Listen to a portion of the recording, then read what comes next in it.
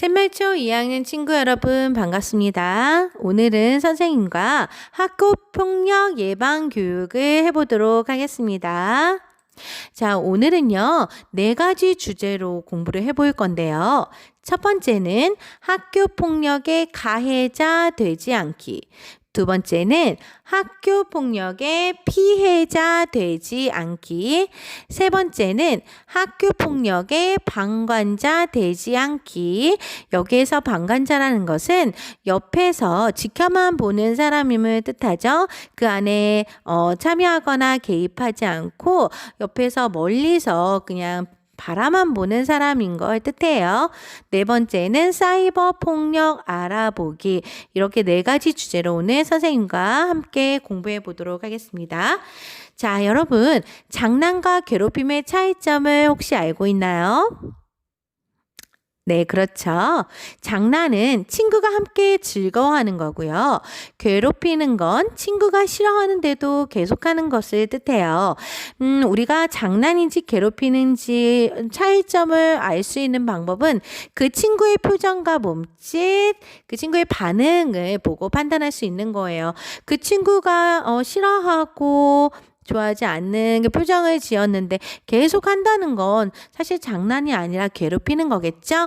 그 친구가 즐거워하고 좋아할 때에는 이거 함께 즐기는 장난이 될 수 있는 거예요. 그 친구의 기분, 표정을 살펴가면서 장난을 쳐야겠죠? 그래서 우리가 장난할 때 주의점을 한번 알아보도록 하겠습니다. 첫 번째는 장난칠 때에는 꼭 그 친구의 표정과 기분을 살펴가면서 장난을 쳐야겠어요. 친구가 어떤 표정을 짓는지 어떤 기분을 드는지를 잘 살펴보면서 장난을 쳐야 되겠죠. 두 번째는 친구가 싫다고 할 때에는 바로 멈추어서 사과를 해야겠어요. 그 친구가 아니다 이거 하지 말자라고 했는데도 계속 하는 건 정말 친구로서 예의가 아닌 것 같아요. 꼭 그 자리에서 사과해야겠죠. 또 세 번째는 친구가 싫다고 말을 했을 때 하면 안 되는 것 하나, 둘, 셋, 4가지가 있어요. 그거는 첫 번째는 도리어 화내기, 두 번째는 우기기, 세 번째는 거짓말하기, 네 번째는 다른 사람 핑계대기예요. 이렇게 친구가 싫다고 말을 했을 때 화를 내거나 막 아니다 이거 정말 재밌는 거다고 친구한테 우기거나 아니면 거짓말하지 말라고 뭐 떼를 쓰거나 또는 다른 사람 핑계대면서 계속 친구가 싫어하는 행동을 하는 것 이건 정말 해서는 안 되겠어요. 자, 그래서 우리가 절대로 해서는 안 되는 장난, 친구가 웃고 있어도 하면 안 되는 것이 있어요. 첫 번째는 친구의 약점을 놀리는 장난이에요. 신체적 약점이나 외모를 비하하거나 친구의 가족 또는 성적을 가지고 놀리는 거는 정말 해서는 안 되겠죠. 또 여러 명이 한 명을 함께 놀리는 장난은 해서는 안 돼요. 아무리 기분 좋은 이야기라도 한 명에게 여러 명이 접근해서 이야기는 하지 않는 게 좋겠어요. 그러면 친구가 여러 명한테 공격을 받는다는 그 마음이 들 수가 있거든요. 그러니까 여러 명이 함께 같이 한 사람을 놀리는 장난을 해서는 안 되겠어요. 세 번째는 하기 싫은 일을 시키는 장난. 예전에 빵 셔틀이라는 말을 혹시 들어본 적 있나요? 싫은데 자꾸 빵을 사달라고 친구에게 일을 시키는 것. 내가 하기 싫은 일이 친구가 하기 좋을 리가 없잖아요. 친구 사이가 나빠질까 두려워서 친구가 해주는 것이에요. 그러니까 친구에게 이렇게 강요를 하거나 강압적인 일을 시켜서는 안 되겠어요. 여러분, 대체 공격이라는 말을 들어본 적이 있나요? 대체 공격. 대체라는 것은 어떤 것을 다른 걸로 바꾸다, 대신한다 라는 뜻이잖아요. 그러니까 직접적인 폭력이나 욕은 아니지만 상대방에게 상처가 될 수 있는 행동을 뜻하는 거예요. 그러니까 예를 들어 귓속말 같은 경우 귓속말을 하는 2명의 친구는 소외감을 느낄 수 있고 내용을 오해할 수 있어요. 그러니까 친구 이외에 다른 친구에게 혹시라도 귓속말 할 때에는 혹시 내 얘기를 하는 거 아닐까? 혹시 내 욕을 하는 건 아닐까라고 친구가 오해할 수 있기 때문에 귓속말도 사실은 공격이 될 수가 있어요. 또 이간질. 이간질이라는 것은 다른 친구를 되게 안 좋게 얘기하는 거죠. 친구 사이를 갈라놓는 행동이에요. 친구 사이를 나쁘게 하는 말. 예를 들어서 A 친구가 있고 B 친구가 있어요. 또 C 친구가 있죠. 그런데 A 친구에 대해서 B 친구가 C 친구에게 야, 너 A가 너에 대해서 안 좋게 얘기했어.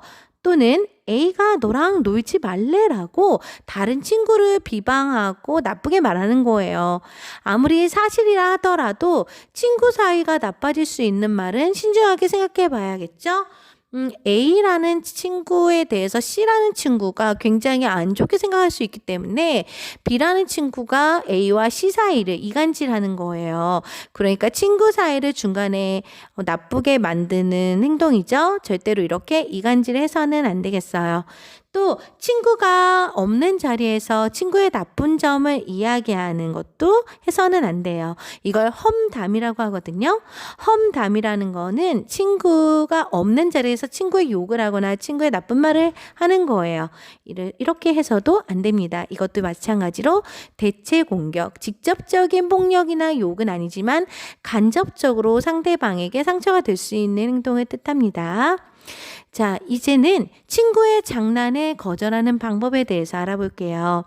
첫 번째는요, 바로 친구의 장난을 하지 말라니까 라고 이야기하면 안 돼요. 친구가 장난을 치는 것이라고 오해할 수도 있거든요. 그래서 이 친구의 장난을 거절하는 방법은 친구에게 차분하게 이야기하는 거예요. 기분이 나쁘지만 오히려 차분한 목소리로 이야기를 해야 더 도움이 된답니다. 비난하기보다는 사실을 말하고 나의 기분, 바람을 말하는 거예요. 친구야, 내 책에 낙서를 해서 너무 기분이 나빴어. 앞으로는 하지 않았으면 좋겠어. 라고 단호하게 차분하게 이야기하는 거예요. 이렇게 비난하는 것보다는 사실을 말하고 나의 기분을 정확하게 전달하는 것이 중요합니다. 그럼 우리가 학교 폭력을 당했을 때에는 어떻게 대처해야 될까요? 네, 우리가 첫 번째로는 맞서 싸우지 말고 알려야 됩니다. 맞서 싸우면 상대방이 먼저 했더라도 내가 사과해야 할 부분이 생기기도 한답니다. 화가 나지만 똑같이 맞대응하지 말고 선생님께 알려야겠어요.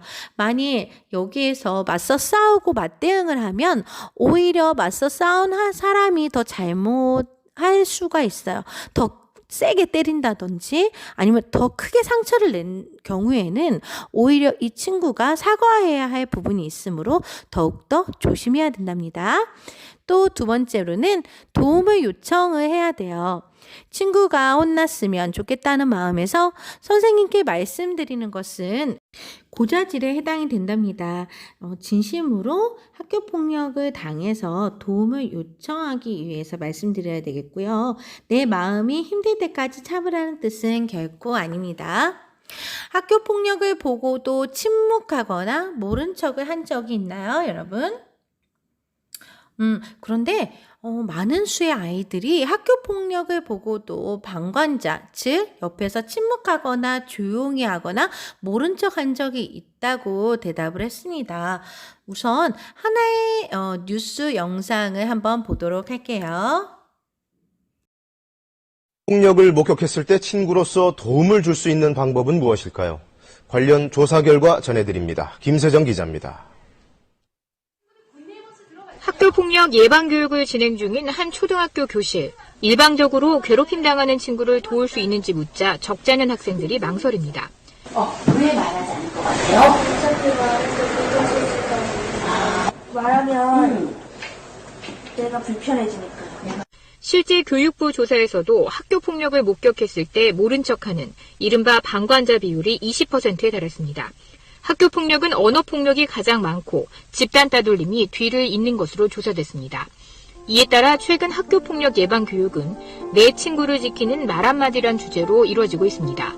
잘못된 말 한마디는 친구는 물론 자신에게도 상처를 주고 따뜻한 말 한마디는 괴롭힘 당하는 친구를 보호할 수 있다는 겁니다. 친구들 따돌리지 말고 친구랑 같이 친하게 지내야 된다고.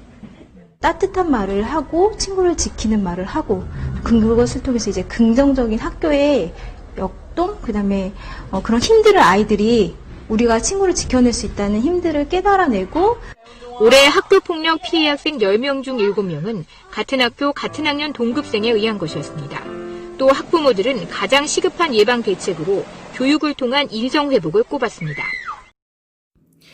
초중고생 학교폭력 방관 실태를 보면 최근 1년간 학교폭력을 직접 목격한 학생은 41.7%라고 하네요. 하지만 그중 절반은 못 본 척 방관을 했다고 합니다. 목격자 중 44.5%가 해당이 된대요. 왜 말리지 않았냐 물어보니 나도 당할까봐가 30.6%, 관심이 없어서 26.9%, 도와줘도 소용없을 것 같아서가 23.5%, 어떻게 해야 할지 몰라서가 19%나 되었어요. 이렇게 학교 폭력을 보고도 침묵하거나 모른 척 학생들이 많다는 뜻이네요. 그런데 우리가 학교 폭력을 보고도 모른 척 한다면 어떻게 될까요? 내가 눈을 감으면 괴롭힘을 당하는 친구는 몸과 마음에 더 큰 상처가 생길 수 있어요. 또 괴롭힌 친구는 아무도 나를 말리거나 제지하지 않기 때문에 더 큰 잘못을 저지르게 되고 또 죄책감도 덜할 수가 있어요.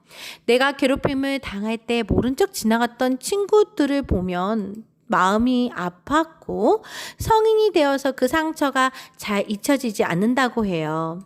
사과, 반성을 하지 않고 또 넘어가게 되면 또 다른 친구에게 이 가해자는 학교폭력을 저지를 수가 있어요.